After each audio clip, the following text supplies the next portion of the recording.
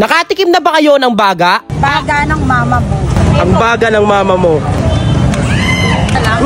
Dito nga sa Quiapo, Manila, may nakita nga pala kaming nagbebenta ng baga. Ito nga pala ang Ate Jack's Special Fried Baga, o kung tawagin ay baga ng mama mo. Meron siyang 20 pesos, 50 pesos, at 100 pesos. Sabay bubuhusan mo ng suka, panalo. At base nga sa nasagap kong chismis, siya nga daw ang pinakamayaman na food vendor dito. Hindi naman halata, di ba?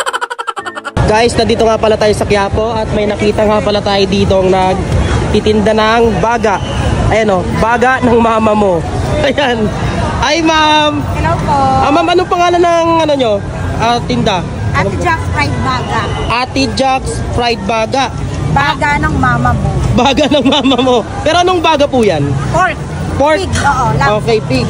Bali, ma'am, balita ko kayo do'y pinakamayaman na food vendor dito, Chismis si Sir Eric yun. Chismis lang ba yun? Mukhang hindi naman talaga halata, ma'am. Naninilaw-nilaw lang.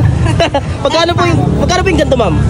20, 50. Tapos meron tayo sa styro na 100. 100, meron kayong ganon. Ito yung kanilang baga, guys. Bali nilalagyan siya ng asukal. Konti, para manamis-namis. Para manamis-namis. Bago lang to no? Mga ilang buwan pa lang kayo dito, ma'am? Last month ko siya binalik, pero 2022 pa lang. 2022. Nakarang kasi nung pumunta ako dito, wala kayo dito no? Dati to 2022, binalik ko lang last month. Binalik mo lang siya last month. Okay po. Sige po, ma'am, pa-order nga po ako. Ito, 20 pesos po to, no? Sige po, pa-order po. Ayan. Luto na to, ma'am? Luto na yan. Okay, pwede na ito tikman, ma'am? Yes. Okay, lagyan na natin ng suka, guys. 20 pesos lang to. Makakalimutan mo problema mo dyan. Makakalimutan ko problema ko dyan. Hala ko, kailangan ko to.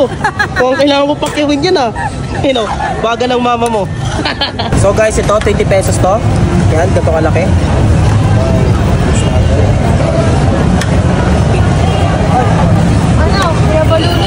Tingnan natin. Nasaan yung 20? Ang baga ng mama mo. Yan, baga ng mama mo. Tingnan natin.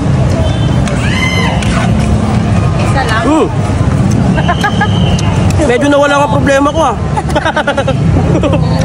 Okay ito guys Panalo Dito lang to sa may Quiapo.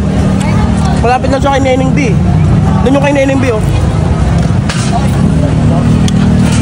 Sa may tapat ng Andox.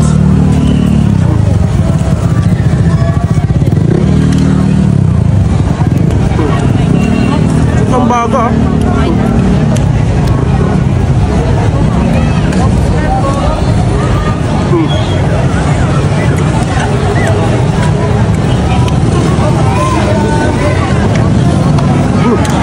Panalo?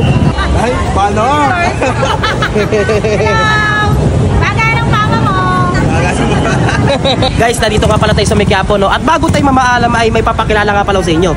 Ito nga pala yung rice coffee ng Grain Smart. Ang kape na gawa sa bigas. Low calorie and decaffeinated. Bali no sugar nga pala to guys, dahil ang nagpapatamis dito ay stevia. Tapos ang mga ingredients niya, brown rice, okralin, mangustin, barley grass, garcina at moringa.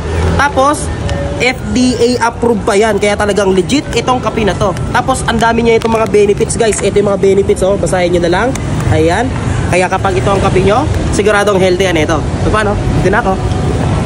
Ay mali, dito pala.